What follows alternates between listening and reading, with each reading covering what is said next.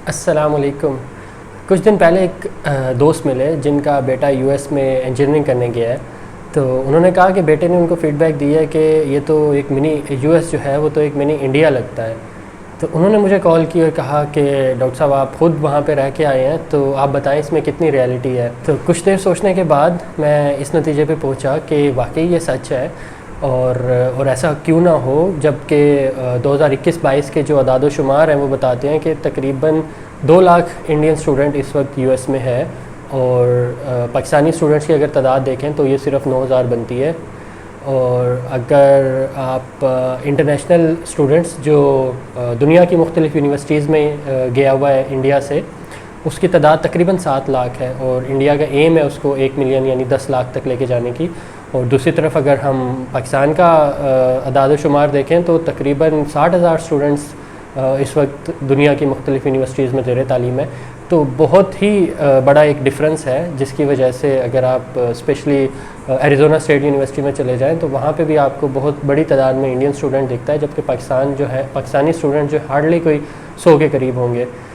तो फिर मैंने इसकी वजह सोचना शुरू की कि ऐसा क्यों हो सकता है।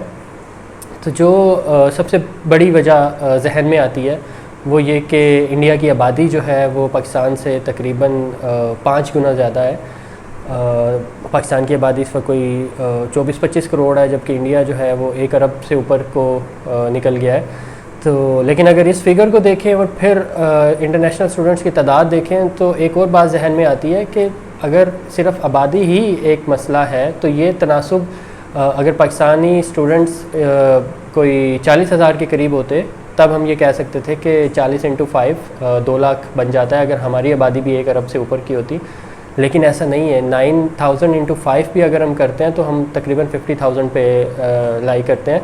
जबकि दूसरी तरफ अगर आबादी को ही देखा जाए तो बांग्लादेश जो हमारे से 20 साल बाद एक अलग मुल्क की हैसियत से दुनिया में आया है, उसके तकरीबन कोई इस वक्त यूएस में 11,000 स्टूडेंट्स और इंटरनेशनल स्टूडेंट्स की तादाद भी तकरीबन 50,000 को पहुंच चुकी है। तो ये फिगर एक ऐसा है जो अलार्मिंग है।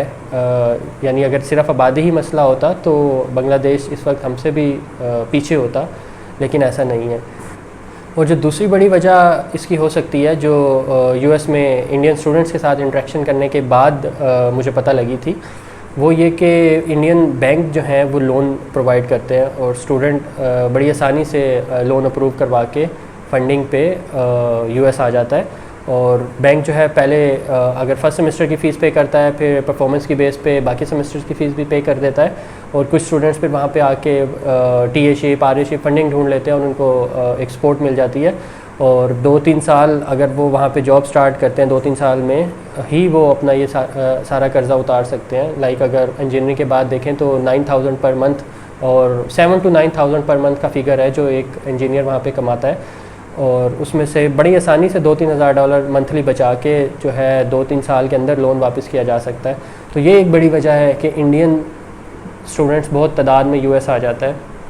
जबकि दूसरी तरफ अगर पाकिस्तान का हिसाब देखें तो जो एचईसी के मामलात हैं, लाइक सबसे पहली बात तो ये कि भाई अगर $60,000 की डिग्री है मास्टर्स की और उसका अगर डॉलर रेट के हिसाब से पाकिस्तानी रुपीज़ देखें तो तकरीबन 2 करोड़ रुपया बनता है। अगर आप बैंक से लोन लेने चले जाएं तो बैंक सबसे पहले आपसे पूछेगा कि आपके पास प्रॉपर्टी क्या है, प्लेज क्या कर सकते हो, कोई गारंटर बन सकता है। तो भाई इतनी बड़ी अमाउंट का तो शायद कोई हमारा गारंटर भी ना बने पाकिस्तान में। और दूसरी बड़ी बात कि अगर 1.5 से 2 करोड़ रुपए की प्रॉपर्टी किसी के पास हो तो वो शायद यही प्रेफर करे कि पाकिस्तान में ही रह के वो कुछ कर ले और उस प्रॉपर्टी को बेच के इधर उधर करके कोई कारोबार शुरू कर ले। तो ये भी एक मेंटालिटी माइंडसेट की बात है।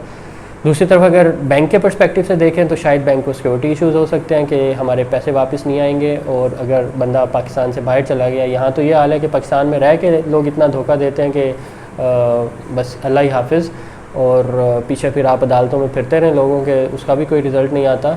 पाकिस्तान माशाल्लाह से अदलिया में भी 130 नंबर पे है दुनिया में। तो अगर बैंक के पर्सपेक्टिव से देखें तो ये बात समझ आती है कि बैंक को हो सकता है कुछ तहफ़्फ़ुज़ात हों कि लोगों से पैसा वापस कैसे निकलवाना है, क्योंकि हमारा एक सिस्टम सेंट्रलाइज सिस्टम नहीं है। और दूसरी तरफ अगर एक स्टूडेंट के पॉइंट ऑफ व्यू से देखें तो वो ये ज़रूर सोचेगा कि हमारे बैंक ये इनिशिएटिव क्यों नहीं लेते, ऐसी पॉलिसीज़ क्यों नहीं बनाते जिससे वो पैसा भी रिकवर कर सकें और स्टूडेंट को बाहर भेज भी सकें। तो मेरा ख्याल है कि इसमें फिर हमारे पॉलिसी साज़ों को सोचना चाहिए, हमारे मुल्क में किस तरह की पॉलिसी बनती है तो आप सब जानते हैं। तो ये भी एक बड़ी वजह है कि कोई स्पॉन्सर हमें नहीं मिल पाता और हमारे यहाँ से स्टूडेंट्स जो है वो इतनी बड़ी तादाद में नहीं जाते। अब ट्रेंड चेंज हो रहा है, HEC सपोर्ट करने लग गई है, लेकिन ये जो स्पॉन्सरशिप इस तरह की होती है उसमें तो ज़ाहिर है स्टूडेंट्स को वापस आना है और लोग नहीं प्रेफर करते कि इन स्कॉलरशिप पे जाएं ताकि वापस ना आना पड़े US का एजुकेशन लेके और वहीं पे सेटल हो जाएं। तीसरी बड़ी एक वजह मैं कहूँगा कि एक रिलीजियस फैक्टर भी है हमारे यहाँ पे। काफ़ी हद तक हम लोग इस चीज़ पे रिलाई कर लेते हैं कि ठीक है, अगर हमें एक ऑप्शन नहीं मिल रही तो हम थोड़ा खा लें, अच्छा खा लें, अपने मुल्क में रह लें। और ये चीज़ जब आपके अंदर एक बुनियादें बना लेती है, जड़ पकड़ लेती है, तो शायद आपको सुस्त कर देती है। जिस तरह कहते हैं कि अगर इंसान की महरूमियाँ उसको खुदा की तरफ से आजमाइश बना के पेश कर दी जाए तो फिर बंदा ठंडा हो जाता है। तो काफ़ी हद तक मे बी स्टूडेंट्स के अंदर भी ये चीज़ हो कि वो इस तरह की एफ़र्ट करने में ना इंटरेस्टेड हों कि US जाया जाए।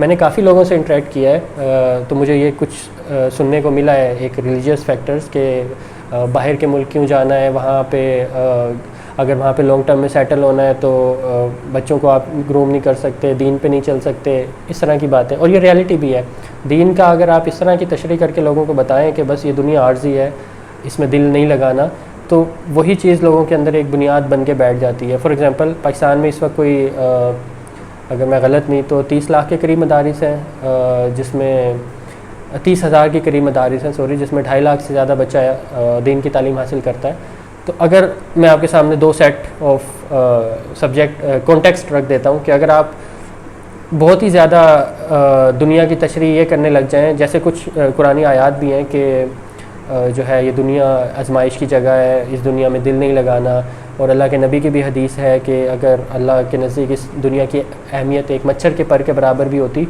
तो वो काफिर को इस में से पानी ना पिलाता। तो इस तरह का लिटरेचर जब आप एक बच्चे को एक 4 साल 5 साल की उम्र से सुनाना शुरू करेंगे तो बड़ा होके उसके अंदर कोई साइंटिफिक इल्म हासिल करने की, कोई दुनिया में कोई बड़ा काम करने की एक जो ख्वाहिश है वो शायद पैदा ना हो सके। हाँ, अगर वो बाद में माहौल चेंज हो, उसकी कंपनी चेंज हो, वो अपने ओन पे ये चीज़ें सीख ले तो एक अलग बात है। लेकिन जो वो बेसिक एजुकेशन है, अगर 8-10 साल आप एक बच्चे को ये फीड कर रहे हैं तो उसका रिज़ल्ट कुछ और ही निकलेगा। माशरे में एक कह लें कि वही बात है कि अपनी जो भी अपनी महरूमी है वो हमें खुदा की तरफ से आजमाइश लगने लग जाएंगी अगर हम बहुत ज़्यादा इस पर्सपेक्टिव से बच्चों की ग्रूमिंग करना शुरू कर दें। और दूसरा पर्सपेक्टिव ये है कि अगर आप लोगों को ये बताएं कि अल्लाह ने कुरान में बेतहाशा जगह पे फरमाया है कि ज़मीन की सैर करो, हमने पहाड़ बनाए, आसमान बनाए, क्या तुम नहीं देखते हमारी निशानियाँ कि किस तरह अल्लाह ने ऊँट को तख्लीक किया, सूरह हदीद के अंदर अल्लाह फरमाता है। और फिर अपने जो है जो ब्यूटी एक अल्लाह ने इस दुनिया में रखी है, इसको एक्सप्लोर करने के हवाले से बेतहाशा आयात ऐसी हैं। तो अगर आप लोगों को एक बच्चे को ग्रूमिंग के वक्त ये बताना शुरू कर दें कि अल्लाह ने ये जो कायनात है ये किसी साइंटिफिक प्रिंसिपल्स के ऊपर बनाई है, तो हमें उनको भी डिस्कवर करना है, हमें अपनी आखिरत की तैयारी भी करनी है, और ये जो दुनिया में अगर अल्लाह ने कहा है दिल ना लगाओ, तो इसकी तशरीह क्या हो सकती है। इसकी तशरीह सिर्फ ये नहीं है कि आप बस दुनियावी चीज़ों से कट ऑफ हो जाओगे, और जो जिस तरह से कुरान में है कि यहूद और नसारा को अपने दोस्त ना बनाओ। अगर हम बच्चे को ये तशरीह समझाएंगे कि बस ठीक है आपने बिल्कुल कट ऑफ करके उनसे लाइफ जीनी है, तो शायद मेंटालिटी जो है वो ऐसी बन जाए कि वही बच्चा जब बड़ा होकर अगर इंजीनियरिंग कॉलेज में भी आ गया है तो हो सकता है वो यही सोचे कि नहीं, बाहर तो नहीं जाना, स्कॉलरशिप पे नहीं जाना और बाहर की तालीम नहीं लेनी, बस अपने मुल्क में जो करना है करना है। लेकिन अभी जो कि फ्रस्ट्रेशन हो गई है, हमारी इकॉनमी जितनी कमज़ोर हो गई है, तो मेरा ख़्याल है ट्रेंड अब बदल रहा है। अगर कोई ऐसी ग्रूमिंग के साथ भी इंजीनियरिंग कर लेता है तो शायद अब उसको दिख रहा है कि उसका फ्यूचर पाकिस्तान में नहीं है और लोग इसको प्रेफर कर रहे हैं। लेकिन फ़िलहाल करंट सिनेरियो में ये भी एक बहुत बड़ी वजह है। शायद इससे आप इख्तलाफ कर सकते हैं, आपकी एक अपनी ओपिनियन हो सकती है। मतलब ये जो मैंने मजहबी एक रीज़न बताई है कि पाकिस्तानी स्टूडेंट्स क्यों इंटरनेशनल यूनिवर्सिटीज़ में कम है एज़ कम्पेयर टू इंडिया, तो बिल्कुल आपका राइट है कि आप मेरी ओपिनियन से इख्तलाफ करें, और कमेंट सेक्शन में अपनी राय का इज़हार ज़रूर कीजिएगा। और इसके अलावा अगर कोई और ऑप्शन, कोई और रीज़न आपको लगती है जो मैं मिस कर रहा हूँ तो काइंडली ज़रूर बताइएगा। Thank you.